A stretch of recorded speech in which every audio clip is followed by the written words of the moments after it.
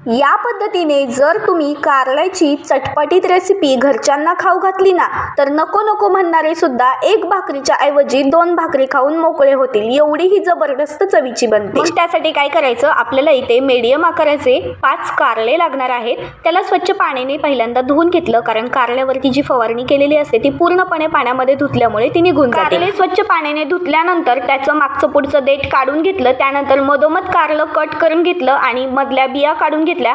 त्यानंतर मी असं बारीक बारीक तुकड्यामध्ये कारलं कट केलेलं आहे, कारण मिक्सरच्या भांड्यामध्ये टाकल्यानंतर ते लवकर बारीक होतं. इथे मी लय बारीक सुद्धा नाही केलेलं, भरड भरड असंच हे वाटून घेतलेलं आहे. त्यानंतर एका कढईमध्ये मी बऱ्याचशा हिरव्या मिरच्या अर्ध्या कापून मध्य भागामध्ये टाकल्या होत्या, जेणेकरून त्या अंगावरती उडून येणार नाहीत.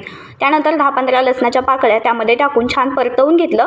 त्यानंतर थोडंसं तेलामध्ये आपल्याला लसूण आणि हिरव्या मिरच्या चांगल्या परतून घेतल्यानंतर 1 वाटी भरून इतके शेंगदाणे घालायचे आहेत. त्याला सुद्धा छान असं यामध्ये परतवून घ्यायचं आहे. त्यानंतर त्यातल्याच तेलामध्ये थोडेसे जिरे टाकून घेतले, कारण जिरे जर मी अगोदर टाकले असते त्याचं संपूर्ण परतूस्तर करपून बसले असते, त्यामुळे जिरे मी शेवटी घातलेले आहेत. आता हे संपूर्ण साहित्य एका कढईमध्ये काढून एका प्लेटामध्ये थंड होण्यासाठी काढून ठेवलं होतं. त्यानंतर मिक्सरच्या भांड्यामध्ये चांगलं असं भरडच याला सुद्धा वाटून घेतलेलं आहे.